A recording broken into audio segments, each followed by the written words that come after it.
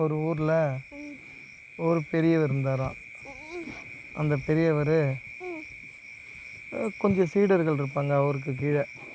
அந்த சீடர்களெல்லாம் கூப்பிட்டு என்ன சொன்னாராம், கதை கேட்குறீங்களா கேட்க மாட்டீங்களா?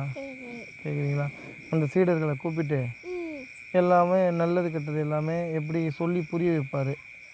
இப்படி இப்படி இருக்கையில் இந்த சீடர்கள் ஒரு 20 பேர் இருக்காங்கன்னா அதில் ஒருத்தர் மட்டும் என்ன பண்ணுவாராம், ஒரு சீடரு திருட்டுத்தனம் பண்ணுறது, போய் ஏமாத்துறது, கொள்ளை அடிக்கிறது, இந்தமாரி வேலைகளை அவர் செஞ்சுக்கிட்டு இருந்தார். அப்புறம் செய்யும்போது இடையில் இந்த பாக்கி 19 சீடர்கள் என்ன பண்ணாங்கன்னா, இந்தமாரி ராஜா கிட்ட நம்ம எல்லாம் சேர்ந்து போய் இந்த பையன் செய்கிறத நம்ம சொல்லணும், இந்த ஒரு திருடனால் நம்ம 19 பேருக்கும் கெட்ட பேர் வருதுன்னு இந்த சீடர்கள்லாம் சேர்ந்து ராஜா கிட்ட போய் சொல்கிறதுக்கு ஒரு முடிவு எடுத்து சொல்லிட்டாங்க. ராஜா இந்தமாரி ஒரு சீடன் மட்டும் என்ன பண்ணுறான், இந்தமாரி திருடுறான், கொள்ளையடிக்கிறான், இதனால் எங்கள் எல்லாருக்கும் கெட்ட பேர் வருது. அப்போது ஒருத்தர் செஞ்சாலும் எல்லார் பேரும் கெட்ட பேர் ஆகுது. அதனால் ஒன்று நீங்கள் அவனை வெளியில் அனுப்பணும், இல்லைன்னா நாங்கள் 19 பேரும் சேர்ந்து நாங்கள் வெளியில் கிளம்புறதா இருக்கோம், முடிவு பண்ணி வச்சுருக்கோம். இதுதான் இப்படி யாருக்கிட்ட சொல்கிறாங்கன்னா, சீடர்லாம் சேர்ந்து ராஜா கிட்ட சொல்கிறாங்க. அப்போது அந்த பெரியவருங்கிற ராஜா என்ன பண்ணுறாரு, கூப்பிட்டு நான் ஒன்று சொல்கிறத கேளுங்க. இப்போ உங்களை பார்க்குறதுக்கு உங்களால் முடியுது தெரியுது, ஆனால் அவனை பார்க்க யாரும் கிடையாது.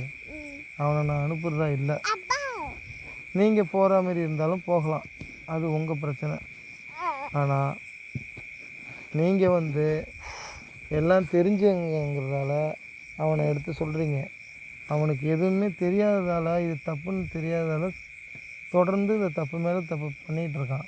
அப்போ நம்ம அவனை அனுப்பி விட்டால் இதை விட தாண்டின தவறுகள் தான் இன்னும் செஞ்சுக்கிட்டு இருப்பான். இன்னும் இந்த பெரியவர் அந்த 19 சீடர்கள்டையும் சொல்லிக்கிட்டு இருக்காரு. அப்போ இதை கேட்டுக்கிட்டு இருந்த அந்த ஒரு திருட சீடரை கண்ணீரோடு அழுது இனிமேல் நான் அது மேலே செய்ய மாட்டேன்னு அந்த ராஜாவோட காலில் விழுந்து கண்ணீர் மல்க அழுகி, அப்போது ராஜா மன்னிச்சு இதுமாரி செய்யக்கூடாதுன்னு சொல்லியிருக்காரு. அப்போது 19 சீடர்கிட்ட என்ன சொன்னாராம், உங்கள் பிரச்சனை தான் தெரிஞ்சிச்சா, அப்போது அவனும் திருந்திட்டான், இனிமேல் நீங்கள் ஒன்றா இருங்க, இனிமேல் எந்த தவறு நடக்காதுன்னு ராஜா பெரியவர் ஒரு நியாயத்தை வழங்கினார். இதில் என்ன நடந்துச்சுன்னு அடுத்தது, இதை நான் எதுக்கு சொல்ல வரேன்னா, ஒரு மாணவன் 10 மாணவன் நல்லா படிப்பான், அதில் ஒரு மாணவன் சரியாக படிக்க மாட்டான்.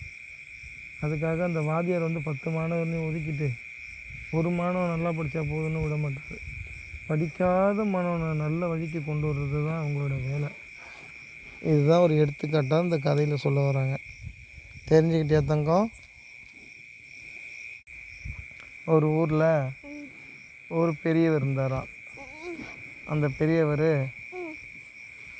கொஞ்சம் சீடர்கள் இருப்பாங்க அவருக்கு கீழே. அந்த